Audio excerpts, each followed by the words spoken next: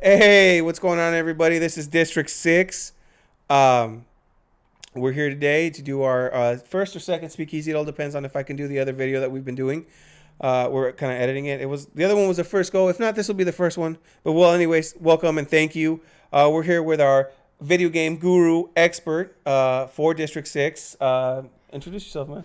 Hey guys, I'm Kendall. I'm in charge of doing all the video game news and stuff for D6. So glad to be on board, glad to help out, do little things. And actually on this particular Speakeasy podcast, I wanted to bring up, since E3 is just around the corner, maybe a couple predictions that we think is going to happen, go over the schedule a little bit for all the press conferences that are coming up, maybe give our thoughts on things, what we want to see, what we think we're going to see, stuff like that. Yeah.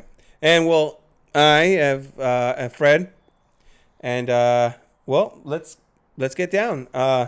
So they have you been playing any new video games? Anything interesting? Anything that you've been liking right now? That maybe the stuff that's come out. I've been on a real JRPG trip these past couple of weeks. I actually just finished Tokyo Xanadu EX Plus because the PlayStation Store Golden Week sale that was going on. You know what? I just picked up that game, and I picked up another one that was there. I can't remember what it was called. I'll have to look it up because you recommended a sale for me. They did have a Golden Week sale a few weeks back, and Kendall did let me know about it, and I did pick up like 2 of them. I'm not going to lie. Yeah, I picked up 3 games. I picked up Tokyo Xanadu, Dark Rose Valkyrie, and Fairy Fencer Advent F. I'm actually going to be saving Fairy Fencer for live streaming when I get all my stuff on. Fairy Fencer, you know what? I think that's the other one I got. I think that was the second one I got because it looked kind of cool. The fighting style and stuff. So I picked that one up. But you know what? I didn't play Tokyo Xanadu or whatever. I started the Fencer one. I kid you not. I started way too late. It was like midnight. And I wanted to say about the 1 o'clock mark. I think I fell asleep in the middle of the video game. I probably logged in another like 3 or 4 hours not doing nothing, just standing there on the screen. But hey, I mean, that's how it goes sometimes. But I've been playing. I played God of War.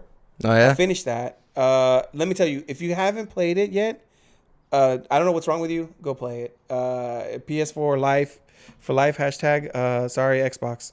You guys got gypped. What are you gonna do about that? But if you can get your hands on a PS4, if you can borrow a friend's, if you can do whatever you can, I recommend the game. It's really good. I mean, if you've played the series before, it's like it's familiar, but at the same time, it's different. So it's really nice. It's just this whole nostalgia factor, but still being good as it goes on to be what it is, which is a great game. And I can't really want to speak on it too much right now. Maybe we'll do like a little video game spoiler cast on it. Maybe once a couple of the other guys play it, we'll get everybody together and maybe kind of go over what we saw, what we played. It'd be kind of cool. But anyways, let's get on with the E3 predictions. What are you thinking is going down? I'm just going to read it out right now. Kingdom Hearts 3, 2026, apparently. You know, it's been forever. I don't know when it's going to come out. I'm hoping, I know they already said this year, but you know what I mean. It's been so long and wait that it's good to finally, be hearing, because they are saying this year, right? That they originally, during the Disneyland D23 Expo, they showed off the most recent trailer for Kingdom Hearts, and at the end of the trailer, it said 2018. That's what I saw. That's what I'm hoping for. I'm not hoping that they don't change the date. As long as it doesn't keep getting pushed back any more console generations, because remember, this all started back on the PS2. We are on PS4.5. Tell me about it. So, but yeah, so what are you looking forward to with the E3 conference, or the I guess, what are you looking forward to with the video game companies to bring out, or the rumors that you've heard, or of what games? Me personally, there's I want to know more about what's going on with Final Fantasy VII, the remake, because that seems to be in some shaky territory right now. That's what I have heard. I have heard that so Square Enix had contracted it out to somebody else, right? Or something to do. Yeah, it was, I believe, CyberConnect 2 was the company. Oh, was it? Okay. They make good games. And apparently they were working on it for 2 years. And I heard they had to trash everything, though, that they did. Well, it's not the fact that they trashed everything. It's just all the stuff that they did for Final Fantasy VII Remake, Square Enix didn't want to use. Ooh. So basically, all the work that CyberConnect did, Square Enix just said, you know what, we're just gonna start it on our own. Oh wow, that is not the jam. I would say if you would want that. That doesn't sound like something.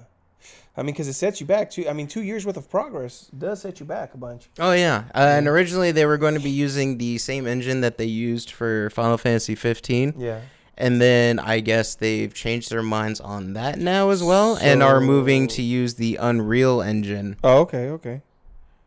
Huh. Well, what can I say? But I hope for a quick turnaround on that game. I was really excited ever since they announced that they were going to redo it.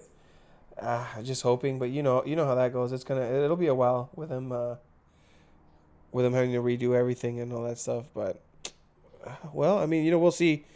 Hey, if we can wait for Kingdom Hearts, we can wait for Final Fantasy VII, right? Oh yeah, I mean, obviously, PS5 not only have people technically been waiting for Final Fantasy VII Remake since the tech demo they showed for the PS3 before the PlayStation 3 even came out.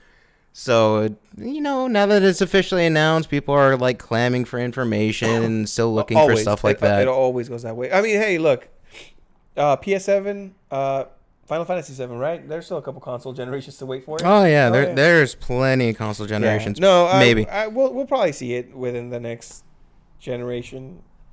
I gotta think maybe it'll be one of the last few games on the PS4. Who knows? Because from what I hear, the PlayStation doesn't get another one till maybe 2020 is what they're saying. They're thinking. Well, rumors are that PS5 is already currently in development, and certain specs have been leaked. Yeah.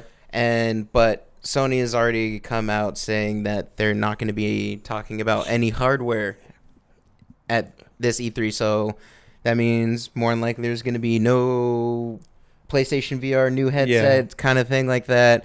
No Vita 2 handheld, even though I would love a Vita 2. Well, with the way the Switch has been doing so well on stuff, you would think that PlayStation would come out with some kind of refresh on the Vita or something to. I mean, you would think, and it's not like the Vita is a bad thing. There are still tons of companies. I think the Vita just was ahead of its time. It's one of those cases where the console was ahead of its time. It's almost like having a PlayStation in your hands, like exactly the same. Oh, it really is. You could easily play any PS4 game on it. That's why I was like, damn, this is really cool. I don't know if it was a price. Maybe it came out at the wrong time. Some other consoles were handheld console. I mean, might have been cheaper in price. Maybe it scared people off. I don't know. One of the main complaints that I kept hearing about the Vita was the prices of the memory cards, which that I can understand because the prices of the memory cards for the PlayStation Vita, because it was proprietary memory, instead of using like normal SD cards like, the Switch is using and everything. So, 64 gigabyte memory card was costing like upwards of $100 plus. Oof. Just for the memory card for the Vita, that would maybe get you 10 games. Maybe they can switch it up. I mean, go back to SD cards and maybe that'll help them out. Yeah, they could. They can go back to SD cards and instead of doing their own proprietary memory thing, OLED panel, refresh the controls and everything, and it would be perfect. I mean, they already have like a great framework with the original Vita. They just maybe need to give it a little bit of an update. Better Wi-Fi connectivity, better remote play features, stuff like that. And then, SD card memory, drop it at, the $300 Switch price. Yeah. And there you go. That'd be pretty good. I mean, the only thing I always see Nintendo going for is it's always different. That's the one thing I can say, that with a $300 price tag, you go, well, this is different than the other systems that I currently have, or even my 2DS or 3DS XL or whatever you might have. You're like, well, the Switch is different. Oh yeah, the remotes pop off. It's a little screen. You can put it, dock it in console mode. You can undock it and take it with you. So it's a little different. That makes you kind of think like, well, it'd be worth it to have it, because I mean, I have a 3DS XL and I have a Switch. Yeah, I do too. Except my 3DS is broken. Oh damn! I'm sorry. I'm sorry. It happens. But but then again, we are what you would call. Maybe not the best judging character for this stuff, because we live this stuff. We like it. We want to get it. We want to have it in our hands. We want to play it. I mean, this guy went as far as, you've got the PlayStation VR, right? Yep. I don't even have that. I don't have that. Not because I don't want to, but I was thinking of getting a PS4 Pro to run it, but I didn't. Are you running a PS4 Pro? Yep. Yeah. See, that's what. I was running the PSVR off the base PlayStation for a long time, and then I finally got tired of waiting for a price drop on the Pro, so I just said, you know what, I'm gonna bite the bullet. I'm just gonna, go out and get the Pro right now. Okay, since you've done both, would your recommendation be, just get out and buy yourself a Pro with the time you have a chance? Because we understand, it's expensive. Would you be like, hey, save up for a PS4 Pro and then get the headset, or is it still good enough of an experience on just the regular PlayStation? It's, for me at least, in my opinion, it's still a good enough experience on the base PlayStation, and it's a good kind of like entry point, especially like because I'm sure you've heard about like all about VR sickness, people getting sick, not being able to play for prolonged hours, and this is where the base PlayStation I think has like a greater advantage point to it, is because with the base PS4, since it doesn't have as much power as the Pro, it can't run as many effects as the Pro can. So everything seems scaled down and doesn't kind of like be in your face about everything. It's not so jarring to your... Exactly. I mean, it's kind of like a good entry point. It's still very immersive. It's still tons of fun to play, especially PSVR Worlds, which comes with the headset. Or at least it did with the bundle. When you got, yeah. And so... Look, on the real, I just want to play that Rick and Morty game. I'm almost tempted to buy the VR just for that. But... that's still besides the point. So, E3 and the companies that are coming out. What are you like I was saying? What else are you looking forward to with these other companies? Or, well, I'm interested to see what Sony's gonna announce. I mean, I already know Sony's gonna be talking about Spider-Man. Oh yeah. Oh, because they're gonna be having to talk about that. They're gonna have to be talking about Last of Us Part 2. Yeah. And then, which two solid. Both of those seem like very solid games. Like in people's how would I say it? Like people are clamoring for these games. I guess is what I'm saying. Like, the hype, people have been waiting for the Spider-Man game. The hype is there for them. The moment that you saw the trailer for it, it's like, shit, I want to play it. Yeah. Whether it will live up to its hype, I don't know. And then The Last of Us 2. Ever since the first game, everybody's been wanting it too. Mm-hmm. I mean, so you got right there. Sony's already got two big games that people are going to be interested in watching their little press conference for it. Yeah. The only thing that has me kind of worried is I heard that apparently Sony wants to do their press conference the way that Nintendo does theirs now. As in, instead of being, like live on stage kind of presentation press conference, they're going to do like a pre-recorded video like Nintendo does the Nintendo Directs. Oh, okay. I see what you're saying. Well, I mean, maybe, I guess it would make it look a little bit more maybe professional if they're not messing up when they're speaking or anything like that. Well, I think the only people that actually had problems with that would be EA. Last year's, oh my god, there was some cringeworthy moments on that. Was it? Oh my god. But yeah, is there anything else that you're looking at from other companies or anything PC related? Nothing that I'm looking forward to PC related. I do want to see more. I hope Nintendo talks more about Octopath Traveler and gives more information on that. Which one's that one? It's their 2.5D JRPG where it has multiple branching story paths and like different characters whose stories you can follow. I did not know that was coming out. Yeah, it's coming out for Nintendo Switch. It's supposed to be either July or August. I'd have to double check the date on that. I'm gonna have to keep an eye out for that then. Obviously, I'm gonna want more info on Smash Brothers for Switch because everyone's been waiting for that after that last reveal. I'm not gonna lie. I hope that they still have like Cloud. They Bayonetta, some of the ones that they had on the 3DS and Switch version. I mean Wii U. Oh yeah. Version. I'd want to see those characters still be there and then add on to them. Now I don't know if they are or not, but I would hope so. It was kind of exciting having different characters like that. Yeah, I know they're gonna have the the Inkling kids or whatever the squid. Yeah, I don't know what they're technically called. Yeah, but I mean that's the thing. Like it's cool that those guys are gonna be there. You're gonna have your classics. But I do still want to see some of that newer ones that came out, like Ryu. All those would be exciting to have again in the new game. But I don't know if they will or not. I mean, the thing is until we get more information, we Yeah. actually don't even know that if it's going to be, just a port like of the Wii U version, like a definitive edition, and just move it over to the Switch with all the DLC characters, maybe a couple other extra characters built in and some new stages and stuff like that, or if it's going to be a completely new Smash from the ground up. Yeah. So since we are talking about this E3 and stuff, when is E3? Do you happen to know? Or? Let's see. E3 this year is... Well, the press conferences start on Saturday, June 9th, at least here on the West Coast. Okay. And goes all the way until Wednesday, June 13th. Okay. Which is cool. You guys are going to have to be looking out for that, see what press conferences and stuff. We'll probably do another podcast maybe after the whole E3 thing's up. That way we can talk about what came out, what we saw, what we liked, what we didn't like, from every company and stuff like that, for all the systems and stuff like that. Because it is something interesting to keep an eye out. E3 is always the most exciting time. It's where you do see a lot of your games come out. You see a lot of the extra stuff. But is there anything else that you'd want to add, I guess, on one of our a little bit shorter podcasts? This one may be way out of left field. But did you happen to watch the Video Game Awards earlier this year? With Kojima? It was a bunch of people, really. Yeah, but... but basically, Breath of the Wild won Game of the Year and everything. Right. And so... But that one trailer that they showed that was like maybe 10 seconds long, that was a piece of bloodied string in between two pieces of bone. Bloodied string, two pieces of bone. Okay. I don't think I saw that one because I was in and out kind of watching. What's that supposed to be? Kind of hoping it's Bloodborne 2. Bloodborne 2. Because it's... I believe that trailer was also from Software, who did you think? Bloodborne. You think that they're going to pop that out and say... Hey, I don't know if they are or not.